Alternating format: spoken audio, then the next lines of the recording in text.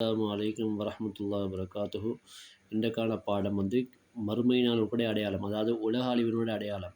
அந்த டைமில் சூர் ஊதப்படும், உலகமே அழிக்கப்படும். அதை பற்றி சொல்ல போகிறோம் அல்லாஹ் தாலா. இங்கே பாருங்கள். பிஸ்மில்லாஹிர் ரஹ்மானிர் ரஹீம். ஃபஇதா ஜாஅத்திஸ் ஸாஹ்ஹா. இந்த சாத ஹையோட கூட்டல் சாஹ்ஹா. பயங்கரமான அந்த சத்தம், காதுகளை செவிடாக்கக்கூடிய பயங்கரமான அந்த சத்தம் வருகின்ற பொழுது, யௌம யஃபிர்ருல் மர்உ மின் அஹீஹ்.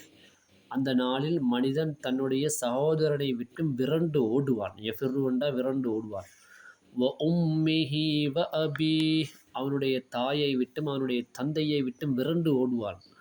வசாஹிபதிஹி வபனி. அவனுடைய மனைவியை விட்டும் அவனுடைய பிள்ளைகளை விட்டும் அவன் விரண்டு ஓடுவான். லிகுல்லி இம்ரிஇம் மின்ஹும் யௌமஇதின் ஷஅனுன் யுக்னி. அந்த மனிதர்களினின்றும் ஒவ்வொரு மனிதனுக்கும் இருக்கிறது யௌமஇதின் அந்த நாளிலும் ஷஅனுன் யுக்னி, அவர்களை அதை விட்டு திருப்பக்கூடிய ஒரு காரியம் இருக்கிறது. வுஜூஹு யௌமஇதின் முஸ்ஃபிரா. அந்த நாளில் சில முகங்கள் மகிழ்ச்சிகரமாக இருக்கும். லாஹிகத்தும் முஸ்தபிஷிரா. எப்படி இருக்கும் அந்த நாளில்? அவருடைய முகங்கள் வந்து சிரித்தவைகளாக, மகிழ்வுடைய சந்தோஷமுடையவளாக இருக்கும். வுஜூஹு யௌமைதின் அலைஹா கபரா. இன்னும் சில முகங்கள் வந்து அந்த நாளில் புழுதி படிந்திருக்கும். தர்ஹகுஹா கதரா.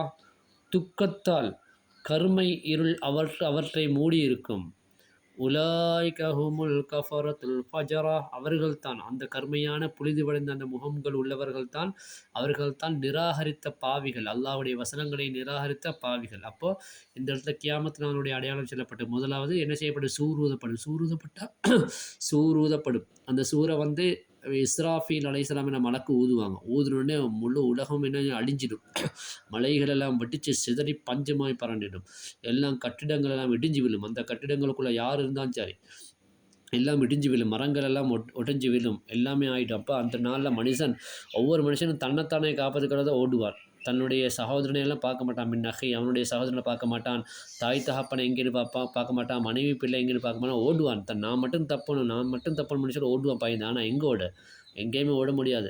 எல்லாம் அல்லாஹ்கிட்ட மாட்டிக்கொள்வாங்க. அப்போ அந்த நாளில் வந்து சில முகங்கள் மட்டும் சந்தோஷமாக சிரிச்சத்தோடு இருக்கணும். அது எந்த நாள்? அந்த நாளில் கியாமத்து நாள்லண்டா அவங்க செஞ்ச அமல்களை கொண்டு அல்லாஹ் தாலா அவங்கள வந்து கபூல் செஞ்சதுனால அவங்களோட முகம் எப்படி இருக்கும்? சிரித்த முகமாக இருக்கும் அந்த நாளில். நாங்கள் சுவர்க்கத்துக்கு போகிறோம்ண்டு.